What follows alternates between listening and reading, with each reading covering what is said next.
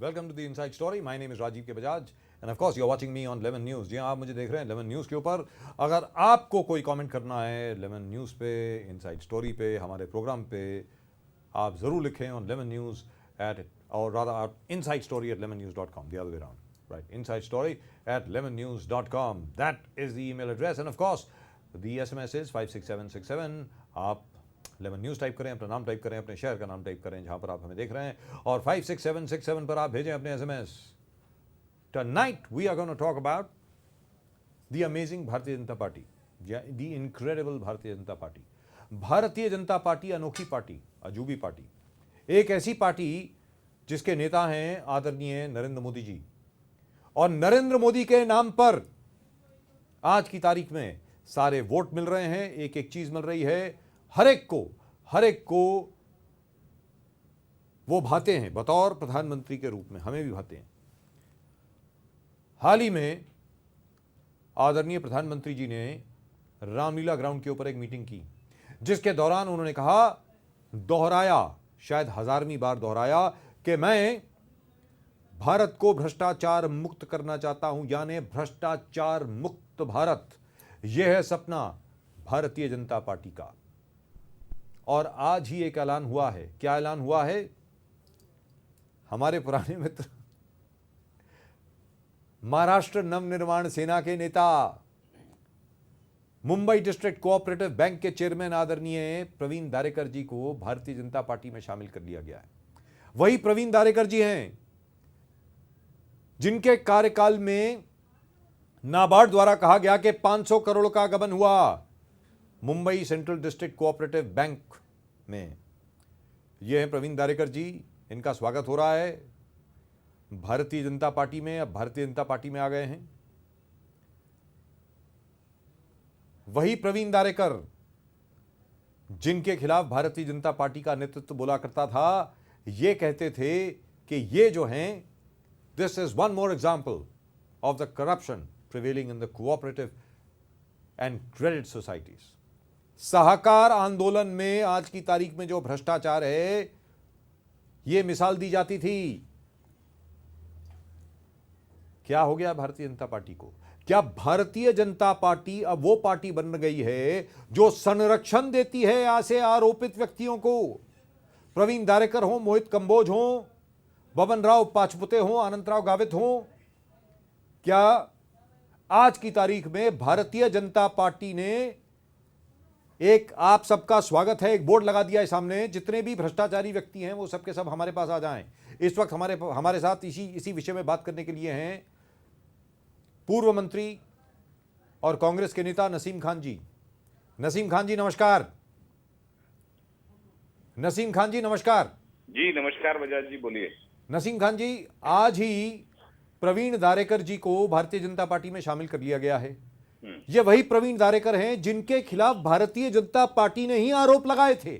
मैं किसी और की बात नहीं कर रहा हूं. भारतीय जनता पार्टी के खुद के लोगों ने आरोप लगाए कि प्रवीण दारेकर जी के कार्यकाल में बतौर chairman Mumbai central district cooperative bank 500 crore का गबन हुआ है. वही भारतीय जनता पार्टी है जहां पर मोहित कंबोज जैसे शख्स हैं जिनके खिलाफ 400 का प्रोसेस इशू हुआ है मेट्रोपॉलिटन कोर्ट द्वारा. और वही भारतीय जनता पार्टी जिन्होंने एनसीपी को नेचुरली करप्ट पार्टी कहा, और उन्हीं के बबन राव पाचपुते और आनंद गावित वो आज भारतीय जनता पार्टी में हैं. अब आप ये बताएं नसीम खान साहब, एक तरफ प्रधानमंत्री कहते हैं भ्रष्टाचार मुक्त भारत, और जिनको वो भ्रष्टाचारी कहते थे उन्हीं को आज उन्होंने पार्टी में शामिल कर लिया है. नसीम खान जी बताएं. देखिए, भारतीय जनता पार्टी की करनी और करनी में बहुत अंतर है बजाज जी. जी. भारतीय जनता पार्टी के नेताओं का हमेशा से इतिहास रहा है झूठ बोलने में बहुत माहिर हैं. उसका अवार्ड इनको मिलना चाहिए. झूठ बोलने का अवार्ड मिलना चाहिए. जी. ये कहते कुछ हैं और करते कुछ हैं. जी. लोकसभा चुनाव के पहले आपने देखा होगा जी. कितनी बड़ी बड़ी बातें कही गई. जी. देश के सभी लोगों के खाते में बैंक अकाउंट में 15 लाख रुपया काला धन लाकर जमा करने की बात कही गई. आपके अकाउंट में आया सर? महंगाई कम करने की बात सर आपके अकाउंट में आया क्या? मैंने कहा कि मेरा अकाउंट तो जाने दीजिए, देश के किसी के भी अकाउंट में नहीं आया. और आप कल खुद ही भारतीय जनता पार्टी के जो अध्यक्ष हैं अमित शाह जी कहते हैं जी कि काला धन लाना कोई खेल नहीं है, जी कोई आसान काम नहीं है, बड़ा मुश्किल है। जी तो जब ये सारी चीज झूठ बोल के देश की जनता को चुनाव के पहले इन लोगों ने गुमराह किया जी और आज सारी बातों से ये यू टर्न ले रहे हैं, जी मुकर रहे हैं। जी महाराष्ट्र में किसान आत्महत्या कर रहा है, दुरुस्त बात है। महाराष्ट्र के मंत्री कह रहे हैं कि हमारे पास पैसा नहीं है। जी किसान आज आपत्ति के बुनियाद पर किसान आज भूखे मरने पर मजबूर हैं। जी लेकिन ये सरकार है कि पैकेज देने को उनको तैयार नहीं है और कहती है कि हमारे पास पैसे नहीं है। जी तो इनके ये सरकार से और इस पार्टी की नीति और इस पार्टी की क्लेबिलिटी पे कोई बहुत ज्यादा हमको भरोसा करने की जरूरत नहीं होनी चाहिए देश के लोगों को। लेकिन नसीम खान जी, सबसे बड़ी बात यह है कि एक प्रकार से जो कैंपेन चली जिसमें नरेंद्र मोदी जी के नेतृत्व में अलग अलग जगह पर चांद सितारे पूरा ब्रह्मांड सब कुछ दिखाया गया, लोगों को यह कहा गया कि आपकी एक एक उम्मीद बिल्कुल ठीक हो जाएगी, whatever you wish for we will give to you, everything was promised, everything from the earth, the sky, the moon, the stars, एक एक चीज, चांद सितारे दिखा दिए गए सबको। अब 7.5-8 महीने हो गए हैं, भारतीय जनता पार्टी का ये वाला चेहरा, भ्रष्टाचार जनता पार्टी वाला जो चेहरा है वो सामने आ गया है। मैं आपसे जानना चाहूंगा कि आखिरकार ऐसा काम तो मुझे याद नहीं है कि किसी और पार्टी ने कभी किया हो कि जहां पर खुद ही जिन्होंने अटैक किया, यानी देवेंद्र फडणवीस जी जो खुद बोलते थे कि ये भ्रष्टाचारी है, फला फला भ्रष्टाचारी है, उनके खुद के फेसबुक पेज पे था जब वो लीडर ऑफ द ऑपोजिशन थे, और उन्हीं लोगों को आज वो उन्हीं का स्वागत कर रहे हैं भारतीय जनता पार्टी के अंदर। नसीम खान जी बताएं। नहीं, मैंने जैसे पहले कहा बजाज जी की ये भारतीय जनता पार्टी की हमेशा से शैली रही है जी इन लोगों के करनी और कथनी में बहुत अंतर है, बहुत फर्क है जी और ये कब क्या कहेंगे और क्या करेंगे इनके ऊपर विश्वास नहीं किया जा सकता जी। भारतीय जनता पार्टी ने हमेशा लोगों को ठगने का काम किया है और झूठ बोलकर गुमराह करने का काम किया है। ये देश का इतिहास रहा है, चाहे 99 में भारतीय जनता पार्टी की आई सरकार रही हो केंद्र में, और या आज की मौजूदा सरकार केंद्र की हो या राज्य की हो, इनके नेता बड़ी आसानी से, बड़ी साफगोई से झूठ बोलकर लोगों को गुमराह करते हैं। आज आप मुंबई में देखिए, मेट्रो रेल का किराया कांग्रेस की सरकार थी, हमने बढ़ने नहीं दिया, हम कोर्ट में गए थे जी, रिलायंस कंपनी के खिलाफ हम कोर्ट में गए जी, यही भारतीय जनता पार्टी के नेता आंदोलन कर रहे थे जी, भाव बढ़ना नहीं चाहिए जी। आज यही भारतीय जनता पार्टी की मौजूदा सरकार है, उन्होंने कोर्ट के फैसले के खिलाफ अपील में भी नहीं गए, That's right. बल्कि फिक्सेशन कमेटी उन्होंने बना दी है जी कि फिक्स करो क्या रेट करना है, दैट मीन्स बढ़ाना जरूरी है जी।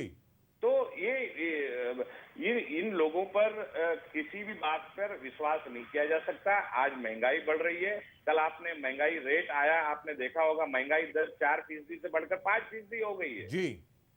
काले धन का कहीं नाम नहीं है, किसानों की आत्महत्या बदस्तूर जारी है पूरे महाराष्ट्र के अंदर जी है, उसके ऊपर कोई कदम नहीं उठाया जा रहा है। तो ये इन नेताओं से कोई अपेक्षा करना या भारत की सरकार या राज्य की सरकार से कोई अपेक्षा करना मुझे ठीक नहीं लगता है, इनसे कोई अपेक्षा करने की जरूरत नहीं है। लेकिन नसीम खान जी, जो लोग हैं आज की तारीख में, सब आप ही के लोग हैं, वो आपसे अपेक्षा रखते हैं, आपसे उम्मीद रखते हैं कि जहां तक आपका प्रश्न है, आपके नेतृत्व में या तो कोई आंदोलन होगा या कुछ और होगा, क्योंकि आखिरकार जहां तक इन लोगों का प्रश्न है, ये लोग अगले 5 साल के लिए तो हैं ही यहाँ पे, तो लिहाजा आप इसके बारे में क्या करने वाले हैं ये बताएं। जहां तक कांग्रेस पार्टी का सवाल है, हम लोग जनता के फैसले, जनता के हक के लिए, जनता को इंसाफ दिलाने के लिए हर तरह से लड़ाई लड़ेंगे।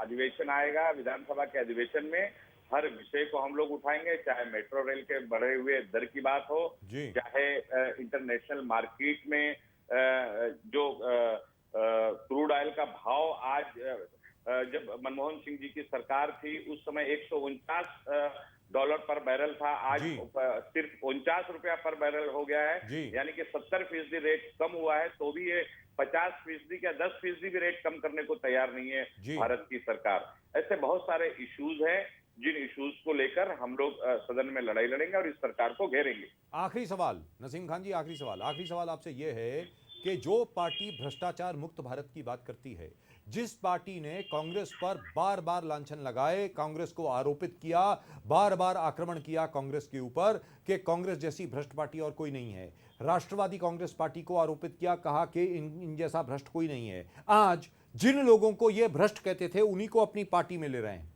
क्या इस विषय को आप उठाने वाले हैं नसीम खान जी? देखिए, ये उनका अपना मामला है, वो किसको लें किसको ना लें। जी, सवाल ये पैदा होता है कि उनका चरित्र, उनका चेहरा जनता के सामने जरूर आ गया है, दुरुस्त बात, बिल्कुल दुरुस्त जरूर बात। आ गया जी, है कि ये किस तरह से अपने आप को मिस्टर क्लीन, अपनी पार्टी को एकदम क्लीन बताकर जी, और भ्रष्टाचार मुक्त भारत देने का सपना दिखाने वाले लोग, जी, भ्रष्टाचार करने वाले लोगों को अपनी पार्टी में समावेश करके उनको प्रोटेक्शन और संरक्षण देने का काम कर रहे हैं। जी, तो ये बहुत जल्दी एक्सपोज हो जाएंगे और जनता इनको समय समय पर जरूर सबक सिखाएगी बजाज जी, क्योंकि हमारे देश और हमारे राज्य की जनता बड़ी ही समझदार है। 8 महीना पहले लोग भावनाओं में जरूर बहे, इनकी बातों में जरूर लोगों ने विश्वास किया है।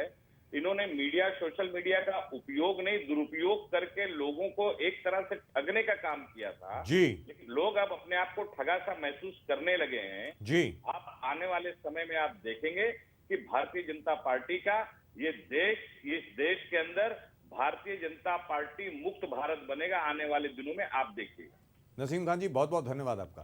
Thank you so much for talking to us. Thank you. इस वक्त हमारे साथ हैं of course advocate Pradeep Nambiar and we also have Sadaf Aboli with us of the Congress party. Very shortly we'll have lots and lots of other leaders as well. Praveen Darekar ji पर 412 करोड़ का घपले का आरोप है। अब उन्होंने खुद किया या बैंक में हुआ उनके कार्यकाल में अलग बात है, लेकिन आरोप है। विजय कुमार गावित साहब पर भी आरोप है, बबन राव पाचपुते साहब पे भी आरोप है, मोहित कंबोज साहब पे भी आरोप है। और इन चारों के चारों लोगों में क्या कॉमन फैक्टर है? सब भारतीय जनता पार्टी में है। भारतीय जनता पार्टी के नेता, भारतीय जनता पार्टी का नेतृत्व यह कहता है, क्या कहता है? भ्रष्टाचार मुक्त भारत। और भ्रष्ट लोगों को ही आप पनाह दे रहे हैं, भ्रष्ट लोगों को ही आप एक सुरक्षा कवच प्रदान कर रहे हैं, यहां तक कि उनका स्वागत कर रहे हैं कि आप पार्टी में आइए। सदाफ अबोली साहब, बहुत बहुत शुक्रिया आपका यहां पर आने के लिए। Thank you so much. And of course Pradeep. Sadaf ji, सबसे पहले मैं आपसे पूछता हूं, प्रवीण दारेकर जी का आज स्वागत हुआ है भारतीय जनता पार्टी में। ये वही प्रवीण दारेकर हैं जिनके ऊपर भारतीय जनता पार्टी ने खुद ने आरोप लगाया कि वो भ्रष्ट हैं। आज उन्हीं को वो वेलकम कर रहे हैं। क्या कहेंगे आप इसको लेके, बताएं। देखिए, मुझे ऐसा लगता है कि बीजेपी की जो पॉलिटिक्स शुरू हो चुकी है चुनाव के दौरान से, वो उसे कह सकते हैं हम कि वो पॉलिटिक्स ऑफ कन्वीनियंस है। पॉलिटिक्स ऑफ कन्वीनियंस में इसलिए कह रहा हूँ कि उनके कन्वीनियंस के हिसाब से जिस तरीके से हमारे पार्टी ने बार बार ये आरोप लगाया है कि भाजपा की अगर सरकार आती है तो जो गुजरात मॉडल की बात ये करते हैं वो व्यापारियों के हित में बात करने वाली सरकार जो गुजरात में थी, वही बात आज केंद्र के अंदर भी हो चुकी है। मतलब ये आम जनता की सरकार नहीं रही है। पॉलिटिक्स ऑफ कन्वीनियंस के अंदर जिस तरीके से पार्टी को चलाने के लिए व्यापारियों की जरूरत पड़ती है, ये सिर्फ व्यापारियों को इंडक्ट कर रहे हैं। जो बिजनेसमैन कह सकते हैं, जो करप्ट लोग कह सकते हैं, बीजेपी सिर्फ उन्हीं लोगों को इंडक्ट कर रही है जिनसे इनको मॉनिटरी फंड मिल सकता है। जो व्यापारी इनको फंडिंग देकर पार्टी को आगे बढ़ा सकते हैं, उनको इंडक्ट करके ये अपनी पार्टी को फाइनेंशियली स्टेबल करने की कोशिश कर रही है, जो मेरे हिसाब से पॉलिटिक्स ऑफ कन्वीनियंस है। प्रदीप जी, आप बताएं, प्रवीण दारेकर जी का भारतीय जनता पार्टी में जाने का मतलब सिर्फ एक ही है, जहां तक मैं समझता हूं। क्या मतलब है? कि कोऑपरेटिव मूवमेंट के ऊपर आज की तारीख में जो 5 लाख करोड़ के करीब की कोऑपरेटिव मूवमेंट है महाराष्ट्र में, उसके ऊपर किस प्रकार कब्जा किया जाए भारतीय जनता पार्टी द्वारा। एक तरफ प्रवीण दारेकर जी हैं, मोहित कंबोज जी हैं। प्रवीण दारेकर जी के ऊपर 412 करोड़ के घपले होने का आरोप है कि उनके कार्यकाल में, अभी भी वो चेयरमैन है मुंबई डिस्ट्रिक्ट कोऑपरेटिव बैंक के, 412 करोड़ रुपए का गबन हुआ, वहां पर घपला हुआ, ये आरोप है। मोहित कंबोज जी के ऊपर फ्रॉड का आरोप है। In fact the Bandra court, the 32nd court, Metropolitan Court has actually issued process against him under section 406 and 420. बाबन राव पचपुते साहब, वन विभाग की जो जमीन है उसका गबन करने का उनके ऊपर आरोप है। डॉक्टर विजय कुमार गावित हैं, उनके खिलाफ भी आरोप है। और इन सब आरोपित व्यक्तियों को भारतीय जनता पार्टी ने एक रेड कार्पेट बिछा करके उनका स्वागत किया है। प्रदीप जी। एग्जैक्टली सर, अर्लियर जो आपने बात छेड़ा था वो रविशंकर प्रसाद से आप शुरू करेंगे जी। द कैबिनेट इम्प्रोप्राइटरी जिस प्रकार से कंसल्टेंसी बड़े बड़े उद्योगपति चले, रिलायंस ग्रुप से लेना या डायरेक्टली कोई ग्रुप से लेना, right from there to Mohit Kamboj to Gavit to Baban Rao Pachpute to Darekar, तो आज आप देख रहे हो they are flaunting it and they are standing by it. जैसे नरेंद्र मोदी ने कहा कि हाँ मैं इंडस्ट्रियल्स के साथ हूं, और उन्होंने क्लियर कट कहा कि आप एक कदम चलो आगे बढ़ो, मैं 2 कदम आगे बढ़ूंगा। They are not hiding the very fact that हम उद्योगपतियों के साथ है। बट एज यू सेड, मतलब आप एक कदम आगे बढ़िए, आपके जितने भी गलत कदम हैं हमें भले 4 कदम आगे बढ़ना पड़े, लेकिन हम आपको बचाएंगे। कहने का मतलब ये हुआ, सेफगार्ड करेंगे। this is, I mean, you can see what he has. I mean, this is terrible. This is terrible. I mean, ये है because what we are seeing actions नहीं हो रहा सर। पिछले NSCL स्कैम में 5,600 करोड़ के जितने इन्वेस्टर्स, निवेशक आज लगातार रोज आप उठा रहे थे मामला। What we are seeing, we are guiding। ठीक है आप उद्योगपतियों के साथ हैं, बट आप न्याय भी तो दिलाओ। अगर उद्योगपति गलत कर रहे हैं तो उसको खिलाफ एक्शन लेने की क्षमता भी होना चाहिए। बट टेकिंग प्रवीण दारेकर, मेरा ये कहना है कि Yes. वही प्रवीण दारेकर, मैं ये नहीं कह रहा हूं कि प्रवीण दारेकर जो गुनहगार हैं, मैं नहीं कह रहा हूं, ना चैनल कह रहा है, लेकिन उनके खिलाफ आरोप है, और सबसे ज्यादा इन आरोपों को उजागर करने वाले, चिल्लाने वाले, दोहराने वाले भारतीय जनता पार्टी के ही लोग हैं। Exactly sir. और वही लोग आज स्वागत कर रहे हैं प्रवीण दारेकर का। सदाफ साहब आप बताएं। देखिए ऐसा है, जैसे मैंने आपको सर पहले भी कहा कि जिस किसी को भी सरकार के अंदर शेल्टर लेने की ज़रूरत है, उनके आरोपों को ढांकने की ज़रूरत है, आने वाले दिनों में उनको सज़ा ना हो करके अपने आप को बचाने की ज़रूरत है, तो एक ही दरवाज़ा आज के तारीख में ऐसे लोगों के लिए खुला है, वो है भाजपा का दरवाज़ा। और इस तरीके का रेड कारपेट वेलकम इन लोगों को दिया जा रहा है कि हम आपको पूर्ण रूप से संरक्षण तो देंगे ही आपके टेंटेड फेस को बचाने के लिए, पर आपके पॉलिटिकल फ्यूचर को भी हम बचाने के लिए पूरा संरक्षण देंगे। ये कहकर मेरे हिसाब से भाजपा की पूरी लीडरशिप ले रही है साहब। Pradeep ji, naturally corrupt party ये कहा गया एनसीपी को, ये कहा गया एनसीपी को, और किसी और ने नहीं कहा, आदरणीय प्रधानमंत्री जी ने कहा, डॉक्टर मतलब नरेंद्र मोदी जी ने कहा नेचुरली करप्ट पार्टी। और उसी के विजय कुमार गावित साहब, उसी के बबन राव पाचपुते साहब, जिनके खिलाफ आरोप हैं, वो आज भारतीय जनता पार्टी में हैं। प्रवीण दारेकर जी, जिनके खिलाफ आरोप हैं, आज भारतीय जनता पार्टी में हैं। मोहित कंबोज जी, जो भारतीय जनता पार्टी का नाम इस्तेमाल करके अपना व्यवसाय ठीक करते हैं, अपने व्यवसाय के लिए फायदा उठाना चाहते हैं और उठा चुके हैं, आरोप है उनके खिलाफ, वो भारतीय जनता पार्टी में हैं। और सब पदाधिकारी हैं। प्रवीण दारेकर जी तो खैर अभी भी आए हैं, बहुत जल्दी पदाधिकारी भी बन जाएंगे, और जो हमारी जानकारी है बहुत जल्दी मंत्री भी बनने वाले हैं। अप्रैल मई में आप देखेंगे प्रवीण दारेकर जी मंत्री होंगे, जरूर होंगे, जिस प्रकार भारतीय जनता पार्टी चल रही है। मेरा यह कहना है, भारतीय जनता पार्टी से जो लोगों की उम्मीदें थी, जो अभी अभी नसीम खान जी बोल रहे थे कि हर भारतीय के बैंक खाते में 15 लाख रुपए होंगे, काला धन 100 दिनों में वापस आ जाएगा। काला धन 100 दिनों में वापस आएगा या नहीं ये मालूम नहीं है, लेकिन काले धन वाले भारतीय जनता पार्टी में जरूर जा रहे हैं। Pradeep ji sir exactly what you saying, इस चीज को आप हर चीज में देखोगे देयर टू वे। एक तो जैसे इन्होंने कहा कि बिजनेस इंटरेस्ट को प्रोटेक्ट करने के लिए बहुत सारे लोग बीजेपी से जुड़ रहे हैं, one that is true, and second thing BJP is consolidating itself. BJP इस प्रकार से कंसोलिडेट, गवित जो नॉर्थन महाराष्ट्र में बहुत कम इनके इन्वॉल्वमेंट थे बीजेपी का, आज पूरे दलित समाज जिस प्रकार से, तो बीजेपी इज वाइसली कंसोलिडेटिंग इस पोजीशन। और दूसरी तरह ये लोग जो बीजेपी ज्वाइन कर रहे हैं, उनको मालूम है कि there is a future, they probably think, because ये कोई बच्चे नहीं है जो राजनीति में इनके 25-30 साल निकल गए हैं, उनको they definitely know that this is a party that is come to stay for a long time. Alright, I tell you what, we have got mister Nawab Malik with us. Nawab Malik ji नमस्कार।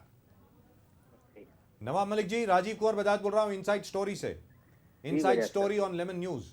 नवाब मलिक साहब, आपका बहुत बहुत स्वागत है प्रोग्राम में, एक बार फिर बहुत बहुत धन्यवाद आपका कि आपने हमारी कॉल ली। नवाब मलिक जी, आपसे जानना चाहेंगे, भारतीय जनता पार्टी जो बार बार ये कहती है कि भ्रष्टाचार मुक्त भारत के लिए वो काम कर रहे हैं, मेहनत कर रहे हैं, वो चाहते हैं कि भ्रष्टाचार मुक्त भारत हो, जिन लोगों को वो आज तक भ्रष्टाचारी कहते थे उन्हीं का आज वो स्वागत कर रहे हैं। Praveen Darekar ji, chairman Mumbai central district cooperative bank, सबसे ज्यादा आवाज उठाई उनके खिलाफ भारतीय जनता पार्टी के लोगों ने। आज की तारीख में उनके लिए रेड कारपेट बिछा दिया भारतीय जनता पार्टी ने। आप ये बताएं कि आखिरकार ये चल क्या रहा है नवाब मलिक साहब? ऐसा है कि भारतीय जनता पार्टी अपने आप को ऐसी है कि वो पार्टी विद डिफरेंस है जी। पार्टी विद डिफरेंस की उनकी जो परिभाषा है जी कि उनके पास गंगोत्री है, जिसको किसी को ला के वो डुबा देते हैं अपनी पार्टी में, जी वो पूरी तरह से वो स्वच्छ हो जाता है। जी हमें लगता है कि झूठे आरोप लगाना जी और लोगों को बदनाम करना जी और जो बहुत सारे भ्रष्टम लोग हैं उनको पार्टी के अंदर जगह देना, देश में कैमरे के सामने पैसे लेते हुए इन्हीं के अध्यक्ष को लोगों ने देखा है। जी दुरुस्त बात है, बिल्कुल देखा। इनके बहुत सारे नेता पूरे देश में, येडियुरप्पा जी जेल गए, जी इनके बहुत सारे नेता देश भर में भ्रष्टम लोगों में हैं, जी लेकिन ये औरों पे आरोप लगाकर अपनी बातें छुपाते हैं। जी भ्रष्टाचारी लोगों का एक बहुत बड़ा कुंभा भारतीय जनता पार्टी में है। जी इनके खाने के दांत और है, दिखाने के दांत और है, लोगों को बदनाम करने के लिए बोलते रहते हैं, जी लेकिन जिन पे भी आरोप लगाते रहे आज उनको पार्टी में लाके किस तरह से उनको जवाब देना पड़ेगा। दुरुस्त बात है जी, बिल्कुल। और अब नवाब मलिक साहब, एक और चीज़ के बारे में मैं आपको याद दिलाना चाहूँगा। जब आप हमारे साथ शो में थे और गोपाल शेट्टी साहब भी साथ में थे, आपने कहा था कि 100 दवाइयों की ऐसी लिस्ट है जिनकी कीमतें तकरीबन 4 से 5 गुने ज़्यादा बढ़ी हैं। मैं आपको ज़रा सा करेक्शन कर दूं, 6 गुने ज़्यादा बढ़ी हैं, 6 गुना ज़्यादा बढ़ी हैं। और अभी तक गोपाल शेट्टी साहब का अभी तक जवाब आया नहीं है इसको लेकर के। Just as a side light, ये आपके सामने मैं बात रखना चाहता हूँ। लेकिन हाल ही में पूरी बात सुन लें, नरेंद्र मोदी जी ने रामलीला ग्राउंड के ऊपर कहा कि भ्रष्टाचार मुक्त भारत होगा। अब जिस आदमी को, यानी प्रवीण दारेकर जी को, मैं ये नहीं कह रहा हूं कि वो गुनहगार है, भारतीय जनता पार्टी ये कहती थी कि ये गुनहगार आदमी है, ये 412 करोड़ का घोटाला हुआ है Mumbai central district cooperative bank में, ऐसा भारतीय जनता पार्टी के लोग कहते थे। आप ही के एक जमाने में आप ही के साथ हुआ करते थे बबन राव पचपुते जी, डॉक्टर विजय कुमार गावित जी, उनके खिलाफ भारतीय जनता पार्टी ने आवाज उठाई, आज वो भी भारतीय जनता पार्टी में है। मोहित कंबोज जी, जिनके खिलाफ 400 बीसी में प्रोसेस इशू हो गया है, 19 तारीख को उनकी तारीख है, 19 तारीख को उनको कोर्ट में पेश होना है 400 बीसी के आरोप में, 32nd court metropolitan magistrates court in Bandra में, वो भी भारतीय जनता पार्टी में है। मैं आपसे जानना चाह रहा हूं, क्या भारतीय जनता पार्टी आज की तारीख में उन्होंने तय कर दिया है कि जितने भ्रष्टाचारी व्यक्ति हैं उनको वो संरक्षण देगी? नवाब मलिक जी, बाहर से तो लोगों को आयात कर ही रहे हैं, लेकिन उनके पार्टी के भीतर भी बहुत सारे भ्रष्ट लोग हैं जी। हमें लगता है कि बोलने के लिए अलग उनका चेहरा है और करने के लिए उनका तरीका अलग है जी। आज पूरी पार्टी में एक बहुत बड़ी लिस्ट है जो भ्रष्टाचार के कई मामलों में लिप्त हैं लोग। जी हमें लगता है समय जाएगा तो धीरे धीरे लोगों को समझ में आएगा। जी आपने मोदी जी के बयान को यहाँ पे थोड़ा सा उल्लेख किया, मैं और जोड़ दूं। जी, मोदी जी ने कहा है कि जिसमें महारत है उसको वो काम दिया जाए। दुरुस्त तो बात। हमें लगता है इन लोगों को जमा करके जो महारत वाले लोग हैं अब काम पे लगाने का काम भारतीय जनता पार्टी करेगी। जी जी। नवाब मलिक जी, आखिरी सवाल, ये कहा गया था, ये इस बारे में हमारी पता नहीं ना जाने कितनी बार बात हो चुकी है, ये कहा गया था कि 100 दिनों के अंदर पूरा काला धन वापस आ जाएगा। 100 दिनों के अंदर अंदर हो सकता है कि अगर पूरा काला धन वापस आ जाए तो हर भारतीय नागरिक के बैंक के खाते में 15 लाख रुपए भी आ जाएंगे, ऐसा कहा गया। हो सकता है, मतलब एक हाइपोथेटिकल बात की गई। आज ये कहा जा रहा है कि काला धन लाना क्या कोई बच्चों का खेल है? अमित शाह जी की ये स्टेटमेंट है। तो काला धन क्योंकि नहीं ला पाए, इसलिए काले धन वालों को ही पार्टी में शामिल कर लिया जाए। नवाब मलिक जी, काला धन कहाँ है, कितना है, ये उनके आंकड़े बाबा रामदेव सबसे ज्यादा बता रहे थे जी।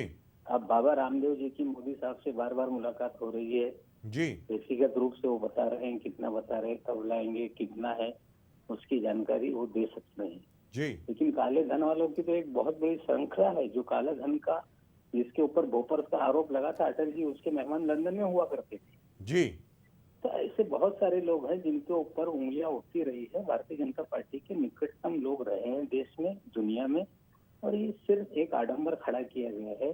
भारतीय जनता पार्टी के संरक्षण में ही देश में बहुत सारी चीजें बनी।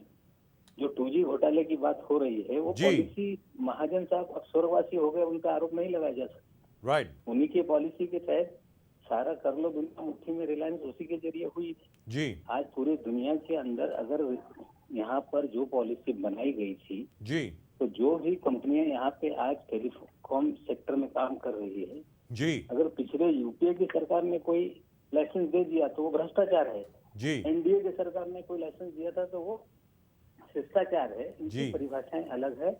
सबसे ज्यादा भ्रष्टम लोग भारतीय जनता पार्टी में है। हमें लगता है कि धीरे धीरे उनके चेहरे खुलेंगे। अभी थोड़ा जनता अलग मूड में थी। अब धीरे धीरे जनता को एहसास होने लगा है और हम भी प्रयास करेंगे कि उनके चेहरों को उजागर करने का काम करें। लेकिन नवाब मलिक जी, आखिरी सवाल मैंने कहा था कि वही था, लेकिन आखिरी सवाल असल में यह है, आपको कहा गया था, नरेंद्र मोदी जी ने अपनी सभा में, यहाँ पे जो 27 सभाएं उन्होंने ली थी महाराष्ट्र में, उसमें से कोई 10 के 12 सभाओं में या शायद 8 या 9 सभा में नरेंद्र मोदी जी ने यह कहा था कि एनसीपी का मतलब है नेचुरली करप्ट पार्टी, प्राकृतिक तौर से भ्रष्ट पार्टी। आज भारतीय जनता पार्टी को आप क्या कहेंगे नवाब मलिक जी? अब उन्होंने किसके बारे में क्या सर्टिफिकेट देना, उनके किसी बयान देने से कोई व्यक्ति या पार्टी भ्रष्ट नहीं हो जाती जी लेकिन भ्रष्टाचारियों का एक बड़ा कुंभा बीजेपी में है। जी कुंभा बड़ा करने पे वो लोग लगे हुए हैं जी और धीरे धीरे सरकार चलेगी तो हम बहुत सारे चेहरों से नकाब उठाएंगे कि कौन क्या क्या कर रहा है और जी। कहाँ कहाँ क्या गड़बड़ियां हो रही है और देश के सामने इनके चेहरों को बेनकाब करने का काम करेंगे। अभी तो अदानी जी का अभी कोयले का मामला जी, ऑस्ट्रेलिया का पिछले डिस्कशन में हम लोगों ने लाया था। That's right. धीरे धीरे मामले खुलेंगे, जनता के समझ में आएगा। Right. Thank you so much, Mr. Nawab Malik. Always a pleasure talking to you. Thank you very much. There you go. There you go. Pradeep, we were talking about the fact that the Bharatiya Janata Party is desperately trying to take over the entire cooperative movement in Maharashtra, which is worth over 5 lakh crores. 5 lakh crore की ये movement है. Now, you are trying to take it over because as far as you are concerned, after that you don't really need funding from anywhere else. आपको किसी और के पास जाने की आवश्यकता ही नहीं है. प्रदीप। एग्जैक्टली सर, 33 और जो डिस्ट्रिक्ट कोऑपरेटिव बैंक्स है, शुगर के पूरे जितने कारखाने हैं, अलग अलग कोऑपरेटिव सेक्टर में क्रेडिट सोसाइटीज है, मल्टी स्टेट कोऑपरेटिव सोसाइटीज, ये पूरा घूम फिर के Maharashtra has always been the forefront way cooperative sector is concerned. और आज प्रॉब्लम बीजेपी के पास वो लीडर्स नहीं है जो पूरे कोऑपरेटिव मूवमेंट में एक मिसाल सब खड़े हो जाए। तो probably they find in people like Darekar and rest of them who have come today and have been coming, इनमें वो देख रहे हैं कि पूरे जो कंसोलिडेशन उनका हो सकता है रूरल एरियाज में, रूरल पॉपुलेशन में जो उनके फार्मर्स है, शेतकरी है, तो this consolidation is rightly happening. Now if you go back to what 2009 से onwards what the people saw and voted, और ज्यादा डिफरेंस तो है ही नहीं। आज भी करंट अकाउंट डेफिसिट उतने ही बड़ा है, आज भी रुपी स्टेबलाइजेशन हुआ नहीं है, आज भी इन्फ्लेशन है, आज भी the growth rate has not really picked up. People have to The still consumer price index has gone up again. I mean, even yes, today, everything. अगर Yes. आज के भी आंकड़े देखें तो Yes. it has gone up from 4%, it has gone up to almost 5%. Yes. मतलब So, जहां तक महंगाई का सवाल है, कुछ नहीं हुआ है. nothing has changed, but people, their hopes, the party is giving them hopes. जैसे गुजरात समिट में जैसे जिस प्रकार से प्रोपेगेंडा चल रहा है, मुकेश अंबानी कह रहा है 1 लाख करोड़, दूसरे इंडस्ट्रियलिस्ट कह रहा है 25,000 करोड़, दूसरे को 50,000 crore. I mean, this entire sentiment is boosting up the Right. sentiment of the common man. He's seeing hopes, he's seeing aspirations, in spite of the most favorable today. So which means what you're really saying is Mr. Modi and the BJP are really selling dreams. Selling यानी dreams. सपनों के सौदागर। और कहने लोग का hopes मतलब देख ये रहे हैं सर, हुआ। लोग होप्स देख रहे हैं। People are only latched सलाह onto साहब, hopes. बोलिए, कुछ बोलना चाह रहे थे आप। ऐसा कहना चाहता हूँ कि सपनों के सौदागर तो आप कहे वो सही है, लेकिन उसके साथ आप ऐसा बता दीजिए कि जनता को हथेली पे चांद अगर कोई दिखा सकता है जी। आज के तारीख में, और जो सबसे अच्छा जादूगर हिंदुस्तान में ही नहीं, मैं तो कहता हूँ विश्व के जो लोग हैं, क्योंकि वर्ल्ड बैंक के भी इनको जो गुजरात मॉडल दिखा दिया और उन्होंने भी मान लिया कि गुजरात मॉडल बहुत अच्छा है वर्ल्ड बैंक के चीफ को, तो मुझे ऐसा लगता है कि सबसे अच्छे जादूगर अगर विश्व के अंदर कोई है तो आज हमारे प्रधानमंत्री है। तो अगर कोई अवार्ड देना है या किसी को भी कहना है कि सबसे बढ़िया जादूगर जो हथेली में चांद सिर्फ भारत के नागरिकों को नहीं बल्कि पूरे विश्व को दिखा सकते हैं, तो वो मोदी जी। लेकिन कहने का मतलब ये हुआ कि यहाँ पर जो ऑपोजिशन है आज की तारीख में, जो विपक्ष है, भारतीय जनता पार्टी विरोधी पार्टियां जितनी भी हैं वो फेल हुई हैं। आज की तारीख में Bharatiya Janata party with such arrogance, इतने अहंकार से आपने प्रवीण दारेकर को ले लिया, मोहित कंबोज जी को आप संरक्षण दे रहे हैं, बबन राव पाचपोते जी को आपने ले लिया, गावित साहब को आपने ले लिया, और उसके अलावा योगी आदित्यनाथ न जाने क्या कुछ बोल रहे हैं। आज भी साक्षी महाराज अपने बयान पर अडिग हैं, अभी तक वैसे के वैसे ही बयान दे रहे हैं। वो जो साध्वी जी हैं आज की तारीख में आपके मंत्रिमंडल में हैं, वो भी ना जाने क्या कुछ बोल रही हैं और आप कुछ नहीं बोल रहे।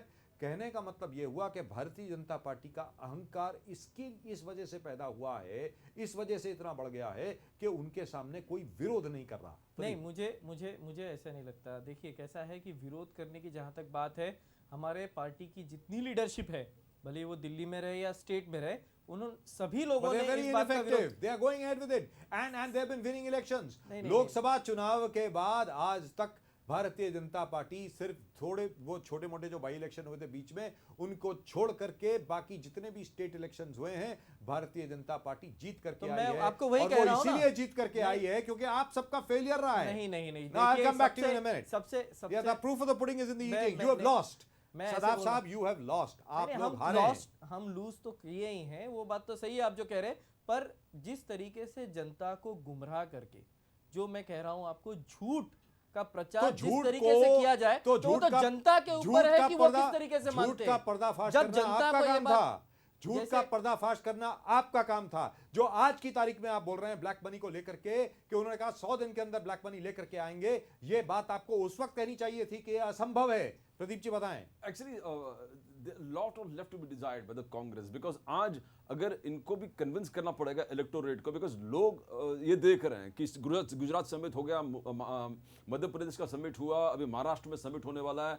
इंडस्ट्री एफडीआई जिस प्रकार से हमेशा बात हो रहा, $300 बिलियन अभी आ रहा है। आई मीन लोग देखकर एकदम उत्तेजित हो रहे हैं बिकॉज 2009 के बाद जिस प्रकार से मोरल डाउन हुआ था इंडस्ट्री का, आप मुंबई महाराष्ट्र का ही सीन देखोगे, रियल एस्टेट ठप, एयरलाइन इंडस्ट्री ठप, जिधर आप देखो But Pradeep, this the induction of these corrupt people is going to destroy that. यहां पर सदाब साहब जो बोल रहे हैं बिल्कुल ठीक बोल रहे हैं कि अब, और अभी नवाब मलिक जी ने जो बोला, नसीम खान साहब ने जो बोला कि आखिरकार पर्दाफाश हो रहा है, असली चेहरा सामने आ रहा है। आप भ्रष्टाचार मुक्त भारत की बात कर रहे थे और भ्रष्टाचारी लोगों के लिए आपने रेड कार्पेट बिछाई है, सबको आप अंदर लेकर के आ रहे हैं। सीधी सादी बात है, यहां पर this is going to catch up with them. It is not as if it's not going to catch up with them. Pradeep sir, but आज के तारीख में आप लोगों को देखो, people want work, they want employment, they want, तो ये आज ये इसके सामने कुछ नहीं दिख रहा। आज वो लोग रहे कि अडानी हो चाहे अंबानी हो, जो नरेंद्र मोदी क्लियर कट कहते हैं कि हम इनके साथ हैं, हम इन पूरे उद्योग जगत के साथ हैं। आप एक कदम, no I am saying not, Congress अपना एजेंडा ठीक ढंग से लोगों के सामने लेके जा नहीं पा रहा है कि लेबर रिफॉर्म्स वाली बात But है। how can you Pradeep take ji, somebody ऐसा like है, Praveen reforms ऐसा है Darekar? कि आप- My point is this, Praveen Darekar जैसे शख्स को आप भारतीय जनता पार्टी में आपने कैसे ले लिया? बिफोर ही has been cleared by everybody, उनका नाम क्या, वो क्या हर आरोप से मुक्त हो गए हैं? आज आपने उनको ले लिया है। क्या बबन राव पाचपुते साहब मुक्त हो गए हैं हर आरोप से? आपके यहाँ पर वो हैं। गावित साहब आपके यहाँ पर हैं। मोहित कंबोज आपके मुंबई यूनिट के वाइस प्रेसिडेंट हैं और वो 19 तारीख को सोमवार के दिन उनको पेश होना है कोर्ट में 400 बीसी के केस में। 400 बीसी के केस में उनको पेश होना है कोर्ट में, और आप हर भ्रष्टाचारी को पनाह दे रहे हैं, आप उसको संरक्षण दे रहे हैं। सदाब साहब देखिए कैसा है सर, जैसे मैंने आपको कहा कि बीजेपी का एक ही एजेंडा रहा है, आप हमारे पास आ जाइए, आपकी जितनी भी पॉलिटिकल एस्पिरेशंस है उसका हम ध्यान रखेंगे, साथ में आप आपके क्या लेके आते हो। मेरा मतलब है जो काले धन बाहर से लाने की बात थी, वो मेरे हिसाब से अब ऐसा हो गया है कि 15 लाख आप छोड़िए आम नागरिक के लिए, 15 लाख के जगह पे 15,000 करोड़ आप भ्रष्ट लोगों को लेकर आप पार्टी में आ जाइए, और आपकी क्षमता हम देखेंगे कि आप कितने बड़े भ्रष्ट नेता हो, आप पार्टी को किस तरीके से फंडिंग दे सकते हो, उस हिसाब से हम आपको पद देंगे, हम आपको एडजस्ट करेंगे। और जैसे आपने कहा कि हो सकता है मई के महीने में या अप्रैल के महीने में जो लोग आज इंडक्ट किए गए हैं उनको मंत्री पद मिल जाए, ये बात सच है। और जहां तक आरोप की बात है, जिसकी सरकार है आज के तारीख में, जिस तरीके से सरकार चल रही है और जिस तरीके से कुछ लोगों को आरोप मुक्त किया गया है, मुझे ऐसा लगता है कि कहीं फाइलें मिस हो सकती है, कहीं कुछ चीजें मिस हो सकती है, और इनको पूर्ण रूप से संरक्षण देकर इनकी पॉलिटिकल लाइफ दुरुस्त की जा सकती है आने वाले दिनों में भाजपा के द्वारा। प्रदीप जी सर, इनको फाइल गायब करने की जरूरत ही नहीं है बिकॉज एक्शन ही नहीं ले रहा है। इन स्पाइट ऑफ मॉन्यूमेंटल इतने सारे एविडेंसेस के खिलाफ भी कौन सा एक्शन हो रहा है? कितने स्कैम्स आपके सामने आज महाराष्ट्र के। खुद देवेंद्र फडणवीस 3 साल जो असेंबली में हंगामा किया था, पूरे असेंबली को उन्होंने हिला के रख दिया था about frauds in the corporate sector, fraud in the corporative banking system. तो आज वही लोग को, जैसे आपने कहा, अलॉन्ग विद देवेंद्र फडणवीस, दरेकर के खिलाफ अगर सबसे ज्यादा बोलने वाला था तो विनोद तावड़े थे। आज विनोद तावड़े, देवेंद्र फडणवीस, आज यही गले लोग के गले मिलकर इनको अंदर लेके आए हैं। तो this is happening, the people are watching, but people have to bear it for 5 years. Now it depends, लोगों को होप और एस्पिरेशंस इसमें लगे कि business will change, things will change. आज biggest threat is the economic breakdown in the entire country, probably people are ready to forget this corruption. जैसे गोपाल शेट्टी आपसे जब बात कर रहे थे, उन्होंने कहा BJP hope they will forget. No, but that is definitely और अभी something. तो सुनने में ये भी आया है कि वाशी के एक बहुत बड़े नेता जो पहले शिवसेना में हुआ करते थे, वो भी शायद आने वाले हैं भारतीय जनता पार्टी में, वो भी कतार में खड़े हैं, वो भी शायद आ जाएंगे अगले हफ्ते तक, लगा ऐसा रहा। कहने का मतलब ये हुआ, मेरा ये कहना है कि आखिरकार लेकिन फिर भ्रष्टाचार मुक्त भारत की बात कहां से हुई, और भारतीय जनता पार्टी के नेता सवालों का जवाब किस प्रकार देंगे? सबसे बड़ी बात यह है, आखिरकार आपको जवाब तो देना ही पड़ेगा। चलिए मान लिया, प्रदीप जी की बात मैंने मान ली कि भाई अभी सरकार अभी बनी है, 7.5 के 8 महीने होने वाले हैं नरेंद्र मोदी जी की सरकार को, 24 तारीख को 8 महीने हो जाएंगे। जहां तक कि देवेंद्र फडणवीस जी की सरकार है उसको 2 महीने ही हुए हैं अभी। लेकिन 1 साल के बाद, 1.5 साल के बाद आपसे पूछा तो जाएगा, आपने भ्रष्टाचार मुक्त भारत की बात की थी, आज आप भ्रष्टाचारी जनता पार्टी कैसे बन गए? इन भ्रष्टाचारियों को आपने भारतीय जनता पार्टी में कैसे ले लिया? क्या आप अब भ्रष्टाचारी जनता पार्टी बन गए हैं? क्या कर रहे हैं आप? आखिरकार पूछा तो जाएगा ही। सदाब साहब जी, मैं आपकी बात से पूरी तरीके से सहमत हूँ, क्योंकि जैसे मैंने कहा कि जादूगर जब जादू करता है तो कुछ क्षणों के बाद, कुछ मिनटों के बाद या कुछ घंटों के बाद वो जादू या हिप्नोटिज्म जिसे कहते हैं वो दूर होता है। तो देश की जनता के सामने, राज्य की जनता के सामने ये जो हिप्नोटिज्म की बात जिस तरीके से चलाई गई है वो दूर होगा, इसका पूर्ण रूप से हमें विश्वास है। और जनता ये बात समझ जाएगी कि उनसे कितनी बड़ी भूल या कितनी बड़ी गलती हो गई थी कि इनके हाथ में उन्होंने सत्ता दे दी। आपको लगता है ऐसा होने वाला है? जरूर होगा। It will take some time. It will take some time. It will take an year. It will take 2 years to come on the streets. आज कांग्रेस 15 साल के राज के बाद महाराष्ट्र में I don't think many leaders want to hit the streets. They have been living the level of comfort. जो comfort level उनके था उसको डिसोन करके वो ग्रास रूट पे, ग्राउंड में लोगों के समस्या लेकर नहीं आ रहा है। यही तकलीफ है। आप खुद आंदोलनकारी रहे हैं, मैं खुद रहा हूँ। आपके आंदोलनों की वजह से आपके ही खिलाफ एक्शन लिया गया कांग्रेस नेतृत्व द्वारा। तो आप कौन सी कांग्रेस पार्टी की बात कर रहे हैं? नहीं, आज की तारीख में अगर कोई पार्टी आंदोलन कर रही है तो मेरे सामने तो सिर्फ आम आदमी पार्टी दिख रही है जो आज की तारीख में आंदोलन कर रही है। बाकी जितनी भी पार्टियां हैं वो चुपचाप बैठे हैं, आराम से बैठे हैं, कोई कुछ नहीं कर रहा है। नहीं, आप गलत समझ रहे हैं। लैंड एक्विजिशन के अगेंस्ट में मैं आपको कहता हूं, हमारे राष्ट्रीय अध्यक्ष युवक कांग्रेस के राजा बराड़ जी, जिस दिन उन्होंने चार्ज लिया, चार्ज लेते के साथ 10-15 मिनट तक वो स्टेज पे रहे होंगे और उन्होंने भाजपा के ऑफिस को घेराव कर दिया। तो ये था रास्ते पे उतरकर आंदोलन करने की बात। एजिटेशनल मोड के अंदर महाराष्ट्र कांग्रेस भी आ रही है लैंड एक्विजिशन बिल को लेकर, और कई ऐसे मुद्दे हैं जैसे ऑर्डिनेंस जो मैं समझता हूं जो निकाले गए थे। कांग्रेस पार्टी ने इतना मजबूर कर दिया भाजपा पार्टी को कि भाजपा ने स्टेटमेंट निकाला है मेरे हिसाब से आज कि आज के बाद हम और कोई भी ऑर्डिनेंस, जब तक हम बजट नहीं लाते, बजट सेशन शुरू नहीं होता, तब तक हम कोई भी ऑर्डिनेंस नहीं लाए। ये सिर्फ और सिर्फ प्रोटेस्ट की वजह से हुआ है, जमीन पे उतरने की वजह से हुआ है। और कांग्रेस पार्टी हमेशा जमीन पर उतर के विरोध की है अपोजिशन के अंदर और करती रहेगी, ऐसे मुझे लगता है हमारे नेतृत्व के द्वारा। Pradeep, do you think that's going to happen? I don't think that's going to happen. People have to still feel it. जैसे आप बजा साहब कह रहे हो कि people have to still feel that Congress is coming out in the streets and talking for them.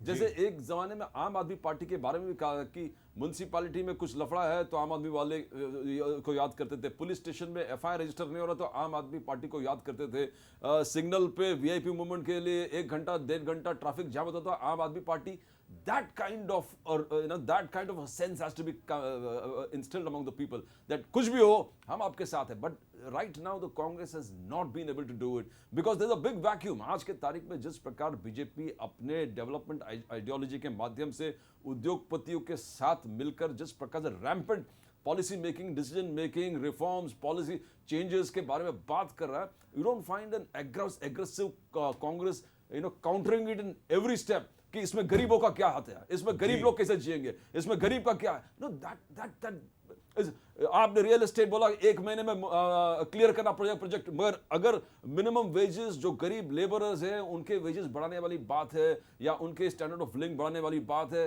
That is where the Congress has to give this impact, और वो इम्पैक्ट शायद नहीं मिल रहा है. BJP is aggressively following its policies for development, in the name of development, but जो आम majority जो गरीब लोग हैं उनके तबके के बारे में बोलने वाले, पूछने वाले, एक्ट करने वाले, उनको कॉन्फिडेंस नहीं कि कोई it है. won't happen either. And it will not happen either. क्योंकि जहां तक कि भारतीय जनता पार्टी का खुद का प्रश्न है, भारतीय जनता पार्टी ने जिस प्रकार अभी जो आप फहरिस्त देख रहे थे लोगों की, जो जो जो 4 तस्वीरें हम लोगों ने दिखाई हैं, इसके अलावा ना जाने और कितने ऐसे लोग हैं जो आज की तारीख में भारतीय जनता पार्टी में हैं. बंगारू लक्ष्मण जी से अगर आप शुरू करते हैं और आगे जाकर के येडियुरप्पा साहब तक आते हैं, और उसके अलावा ना जाने कितने और लोग हैं जो केंद्र में हैं इस वक्त, और उसके अलावा ये जो 4 लोग हैं इनके खिलाफ तो भारतीय जनता पार्टी ने खुद ने कहा है, भले वो बबन राव पाचपुते जी हों, भले वो बबन राव पाचपुते जी हों, भले वो गावित जी हों, भले वो प्रवीण दारेकर हों, और जहां तक मोहित कंबोज का प्रश्न है उनके खिलाफ तो कोर्ट का केस चल रहा है. बिल्कुल सामने आ गई ये बात. ऐसे भ्रष्ट लोगों को जब Bharatiya Janata party red carpet बिछा करके, लाल कालीन बिछा करके, स्वागत का साइन, वेलकम का साइन लगा करके उनको वेलकम करती है, तो भारतीय जनता पार्टी को क्या कहा जाए. और इसी विषय में बात करने के लिए इस वक्त हमारे साथ हैं हमारे पुराने मित्र और समाजवादी पार्टी के नेता अबू आसिम आजमी. अबू आसिम आजमी जी नमस्कार.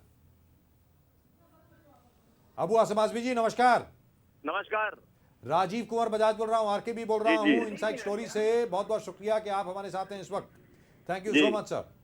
सर आसिम भाई, आज की तारीख में आज की घटना है, भारतीय जनता पार्टी ने स्वागत किया है प्रवीण दारेकर जी का. प्रवीण दारेकर जी महाराष्ट्र नवनिर्माण सेना के एमएलए हुआ करते थे जी. और आज की तारीख में चेयरमैन हैं Mumbai central district cooperative bank के, जहां पर उनके खिलाफ आरोप है 412 करोड़ के घपले का. अच्छा जी. और यह आरोप किसने लगाया? भारतीय जनता पार्टी के ही विनोद तावड़े जी ने लगाया, जो आज की तारीख में मंत्री हैं. मैं आपसे जानना चाहता हूं, ऐसे जिन लोगों को भारतीय जनता पार्टी भ्रष्ट कहा करती थी, उन्हीं का स्वागत कर रही है आज पार्टी में, तो भ्रष्टाचार मुक्त भारत की क्या बात हो रही है? आसिम भाई बताएं.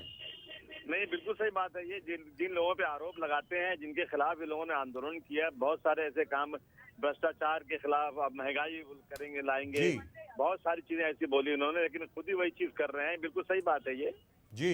ये तो मतलब बहुत बड़ी कमजोरी है जी. ये फिर राजनीति लोगों के सामने अलग अलग बयान देना, लेकिन जब ऐसा लगता है कि ये खुद ही कर रहे हैं तो फिर जनता क्या विश्वास करेगी इन लोगों के ऊपर. लेकिन आसिम भाई, सबसे बड़ी बात यहां पर यह आती है कि जब भारतीय जनता पार्टी, लग ऐसा रहा है, क्योंकि यह प्रतीत हो रहा है कि भ्रष्ट लोगों को संरक्षण दे रही है, लग ऐसा रहा है कि भारतीय जनता पार्टी की आड़ में जितने भी भ्रष्ट लोग हैं वो सेफ हैं, खतरे से बाहर हैं, उनके खिलाफ कुछ नहीं होगा, तो जब फिर प्रधानमंत्री भ्रष्टाचार मुक्त भारत की बात कैसे कर सकते हैं? नहीं, क्या होता है कि जो लोग भ्रष्ट रहते हैं उनको लगता है कि जिनकी सत्ता है उनके पास चले जाओ, तो फिर जो उसमें इंक्वायरी करने वाले, जो पकड़ने वाले हैं, जो आरोप सिद्ध करने वाले हैं, वो सारे लोग सत्ता पक्ष के होते हैं, तो सत्ता पक्ष का कहीं न कहीं उनको सहारा मिल जाता है, फायदा मिल जाता है, इसलिए चले जाते हैं लोग और ले लेते हैं उनको. लेकिन आसिम भाई, यहाँ तो बड़ी अजीबोगरीब बात हो रही है. योगी आदित्यनाथ जी लव जिहाद की बात करते हैं, योगी आदित्यनाथ जी लव जिहाद की बात करते हैं, साक्षी महाराज जी कुछ और ही बात करते हैं, वो साध्वी जी राम जादों और बाकी जो जादे हैं उनकी बात करती हैं, और आदरणीय प्रधानमंत्री जी कुछ नहीं बोलते. महाराष्ट्र में और कर्नाटक में भ्रष्ट लोग जो हैं, जैसे येडियुरप्पा साहब हो गए, उनको भी दोबारा पार्टी में ले लिया गया है और बड़े पद पर रख दिया गया है. यहाँ की जो लिस्ट है, बबन राव पाचपुते जी हों, विजय कुमार गावित साहब हों, मोहित कंबोज जी हों, या फिर प्रवीण दारेकर हों, इन सब लोग, ये सभी लोग जिनके खिलाफ भ्रष्टाचार के आरोप हैं और कोर्ट द्वारा आरोप हैं, कोई हम लोग आरोप नहीं लगा रहे हैं, ये कोर्ट के आरोप है. मैं आपसे जानना चाह रहा हूं, फिर प्रधानमंत्री जी भ्रष्टाचार मुक्त भारत, सबका साथ सबका विकास, इस प्रकार की बात किस प्रकार कर सकते हैं? नहीं, बिल्कुल गलत है. बिल्कुल भ्रष्टाचार मुक्त भारत नहीं बनाएंगे. ये भ्रष्टाचार जो है और उसको बढ़ावा मिल रहा है जी. प्रधानमंत्री जी अच्छी तरह जानते हैं. प्रधानमंत्री जी को सत्ता में आना था, इसलिए अच्छे नारे दिए उन्होंने, अब सत्ता में आके बैठ गए हैं जी. तो वही कर रहे हैं जो बिल्कुल नहीं होना चाहिए. जनता जवाब देगी इनको, जनता इनको इसका जरूर हिसाब लेगी. आखिरी सवाल, जी सत्ता में आने के पहले भारतीय जनता पार्टी ने यह कहा था कि 100 दिनों के अंदर अंदर जो भारत का काला धन विदेशों में है वो वापस लाया जाएगा, और उस काले धन के आने के बाद हर भारतीय नागरिक के खाते में 15 लाख रुपए होंगे। अब यह कहा जा रहा है कि काला धन वापस लाना क्या बच्चों का खेल है? अबू आसिम आजमी जी, मतलब ये तो एक मजाक हो गया, मजाक। जैसे कोई गली में रहने वाला कोई टपोरी आदमी बोले, कुछ भी बोल दे, अपनी मुंह से चाहे बोल दे जी और इतनी बड़ी बात बोलना और सत्ता में आना, जी, और कैसी बात है कि 15-15, 20-20 लाख रुपए एक एक आदमी को मिलेगा, और अब ये कहा जाए जी। कि काला धन है, कितना है कि नहीं है, आ सकता है कि नहीं आ सकता है, कि इसका कुछ है ही नहीं, कुछ मतलब भी कुछ नहीं होता है। जी, बिल्कुल गलत है, बिल्कुल गलत है। ये प्रधानमंत्री जी की इस बात की बिल्कुल निंदा होना चाहिए, और बेवकूफ बनाकर सत्ता में आए वो लोग। लेकिन कहने का मतलब ये हुआ कि ये जो चेहरा है अब सरकार का, मैं ये जानना चाहता हूं, क्योंकि वो अकेले भारतीय जनता पार्टी के प्रधानमंत्री नहीं हैं, हम सबके प्रधानमंत्री हैं, भारत के प्रधानमंत्री हैं, ये भारत की सरकार है। अगर सरकार इन चीजों को नजरअंदाज करेगी तो पूरे देश का क्या होगा, ये बताएं। अब तो सत्ता में आ चुके हैं, उन पे भरोसा करके लोगों ने एक तरफा उनको वोट दिया है, क्योंकि कांग्रेस से लोगों को मायूसी थी। अब ये सत्ता में बैठ गए, 5 साल तो आपको झेलना पड़ेगा, देश को झेलना पड़ेगा। जी, 5 साल झेलना पड़ेगा। आसिम भाई, बहुत बहुत शुक्रिया आपका हमसे बात करने के लिए, thank you so much. Abu Asim Azmi ji, Pradeep ji, 5 साल तो झेलना ही पड़ेगा, कहने का मतलब ये हुआ। अब उम्मीद ये करते हैं कि 5 साल में कुछ डेवलपमेंट होगी, कुछ विकास का काम होगा। जो बात कही जा रही थी सबका साथ सबका विकास, मैं उम्मीद करता हूं कि वो वास्तविकता में हो।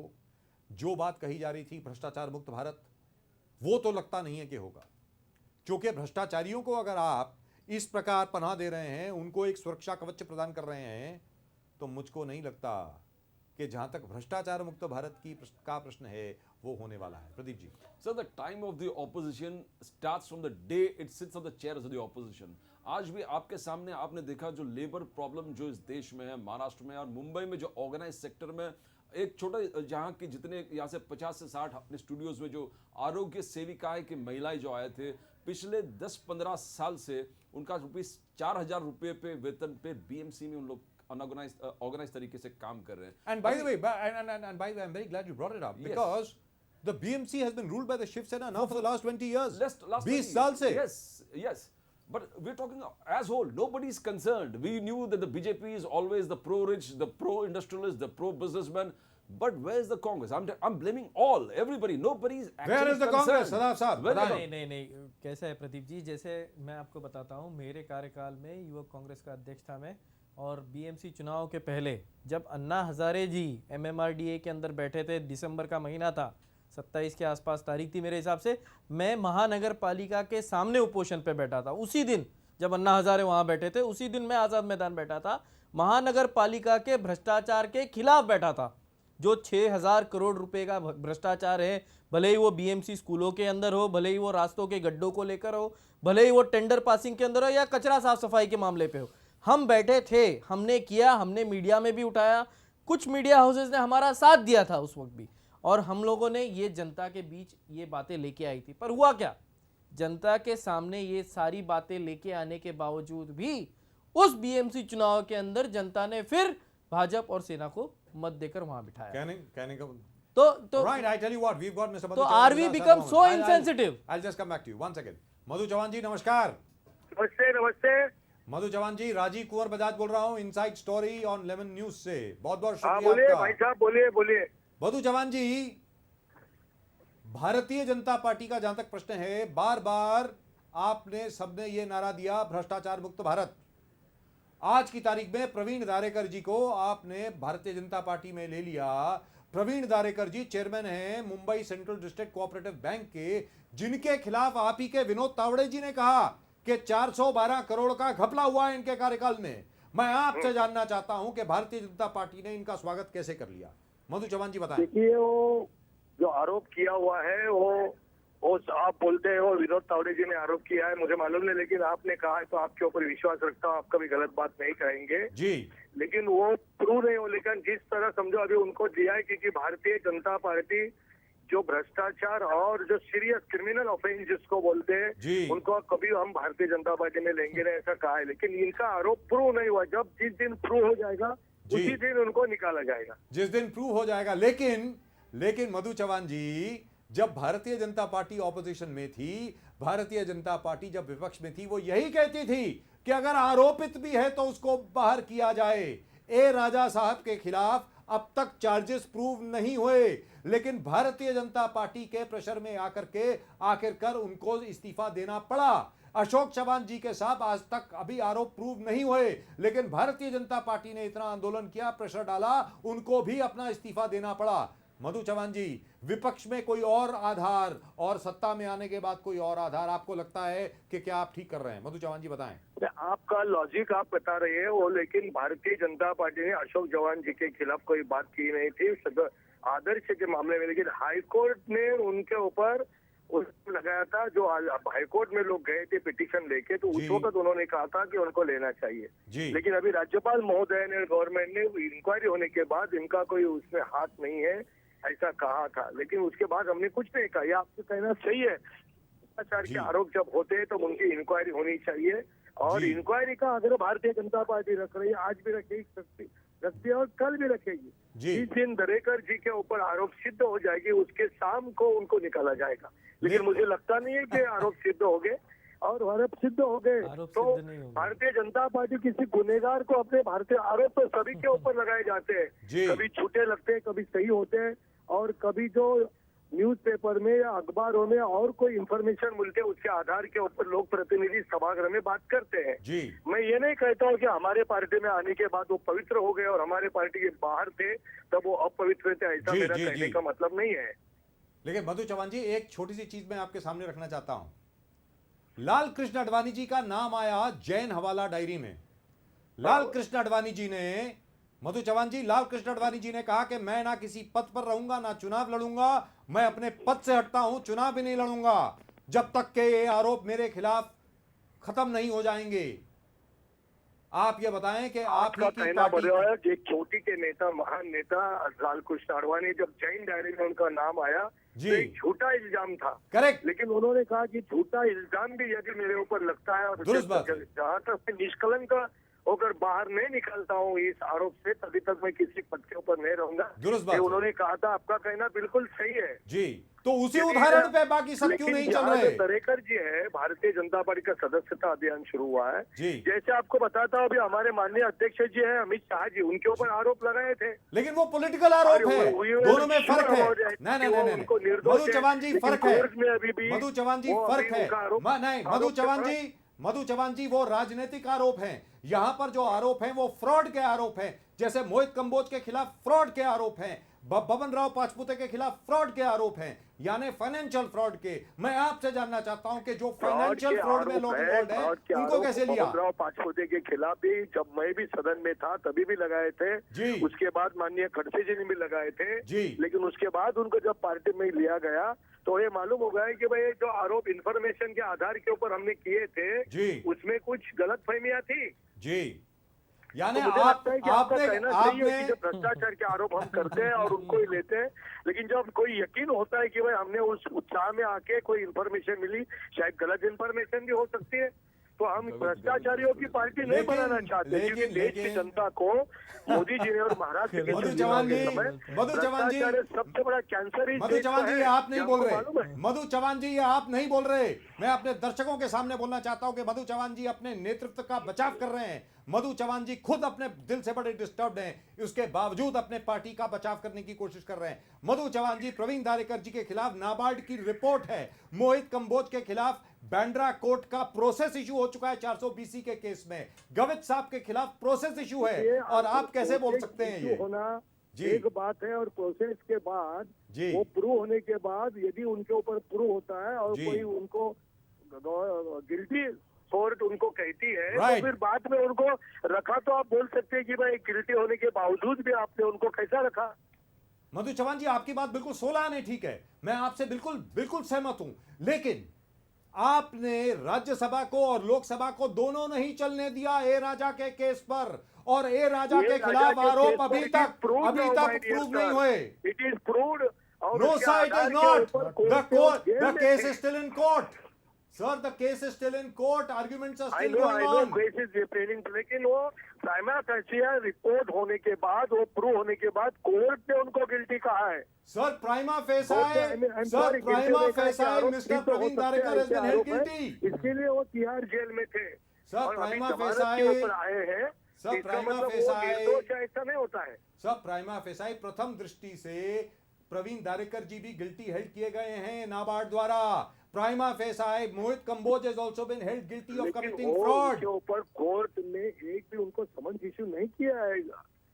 सर खजान साहब, मधु चौहान जी, मैं उनकी now सराहना नहीं करता now हूं। you मैं are आपके turning कहने logic से ठीक upside है कि down. पत्रकार का जो है वो सतर्क है, इसके आधार के ऊपर आप कहते हैं, लेकिन मुझे ऐसा लगता है कि तराजू जो होता है उसमें सभी को एक जैसा तोला नहीं जाता। मधु चौहान जी, आज आप सत्ता में हैं, आपकी पार्टी सत्ता में है, आपका मुझे क्यों ऐसा लग रहा है कि आपका दिल नहीं है, जो आप बातें कह रहे हैं उसमें आपका दिल नहीं है। आप ये क्यों नहीं कहते कि अडवाणी जी का उदाहरण हर एक को फॉलो करना चाहिए। अडवाणी जी भारतीय जनता पार्टी के नेता हैं, सबके के प्रेरणा स्रोत हैं। जो अडवाणी जी ने किया वो बाकी सब लोग देखो, क्यों नहीं अडवाणी करते। जी का उदाहरण सबने रखना चाहिए कि उनको उस वक्त माननीय अटल जी ने, श्रद्धेय अटल जी ने भी कहा था जी। कि कोई नाम लेते हैं तो आप क्यों जाते हो, जी। लेकिन जो आदमी चोटी के ऊपर बैठा हुआ रहता है उसकी बात अलग रखते हैं आदमी के साथ। यानी अडवाणी जी को अब रिटायर कर दिया आप लोगों ने, कहने का मतलब ये हुआ भारतीय जनता पार्टी अब अडवाणी जी की राह पर नहीं चल रही। मधु चौहान जी, I think we have lost him. I think we've just lost Mr. Madhu Chauhan. All right, you heard him. You heard him. This is amazing, absolutely amazing logic. मधु चौहान जी ये कहते हुए कि अब तक आरोप सिद्ध नहीं हुए हैं, अभी तक आरोप सिद्ध नहीं हुए हैं, इसलिए हम कुछ नहीं कर सकते। जब आरोप सिद्ध होंगे उसके बाद हम कुछ करेंगे। This is amazing. This is incredible. This is what the BJP has come to. Pradeep. Exactly जिस प्रकार से कंसोलिडेशन बीजेपी पार्टी का हो रहा है without giving any thought to the principle, to the ideals, और जो चीज़ आपने बहुत मस्त अच्छे ढंग से दोहराया है कि they have forgotten even Advani ji and the new leader, new avatar is Amit Shah, and that's why Advani ji's ideals also forgotten. Advani ji also has been forgotten, and they're carrying on. But This is the new BJP. the new Welcome BJP. to the That's new totally BJP. The new BJP. Welcome to the new BJP. The new BJP consisting of, can we have those graphics on full frame, please? I really would like to read this out. Mohit Kamboj. Welcome to the BJP of Mohit Kamboj. Welcome to the BJP of Dr. Vijay Kumar Gawat. Welcome to the BJP of Baban Rao Pachpute. Welcome to the BJP of Praveen Darekar. Welcome to the new BJP. यानी क्या ये भ्रष्टाचारी जनता party है? मैं जानना चाहता हूं आप सब लोगों से, आप लोग बताएं। As far as we are concerned, we are done. That's it. That's all we've got for you in tonight's Inside Story. Thank you so much, Sadaf, for coming over here. Thank you, Pradeep, of course. Pradeep and I will, of course, be back tomorrow. मैं आप सब लोगों से जानना चाहता हूं, आप बताएं, क्या ये है नया चेहरा भारतीय जनता पार्टी का, जहां पर कोर्ट द्वारा प्रोसेस इशू होता है? मधु चौहान जी कहते हैं जब तक के आरोप सिद्ध ना हो तब तक हम कुछ नहीं कर सकते। हां, अगर वो गुनहगार होगा तो हम उसको निकालेंगे। यही लॉजिक कांग्रेस के प्रति क्यों नहीं अपनाया? पार्लियामेंट को आपने चलने क्यों नहीं दिया? वही लॉजिक आज आप अपना रहे हैं जो कि कांग्रेस अपनाती थी और कांग्रेस के ऊपर आप हमला करते थे। आप बताएं, क्या भारतीय जनता पार्टी के दांत खाने के और दिखाने के और प्रवीण दारेकर को आपने ले लिया, मोहित कंबोज के खिलाफ कोई एक्शन नहीं लिया, बबन राव पाचपुते को आपने ले लिया, विजय कुमार गावित साहब को आपने ले लिया, और आज आप कहते हैं they have not been proven guilty. This is absolutely disgusting. In my personal opinion, there could be nothing more politically disgusting than this. Please send in your SMSs on 56767. आप 11 न्यूज़ टाइप करें, अपना नाम type करें, अपने शहर का नाम type करें जहां पर आप हमें देख रहे हैं, और 56767 पर आप अपने SMS भेजें। Otherwise, of course, you can send us your emails on Lemon News, on Inside Story at lemonnews.com. That's it. That's all we've got for you in tonight's Inside Story. We'll, of course, be back with you tomorrow. In the meantime, keep watching Lemon News. Bye-bye.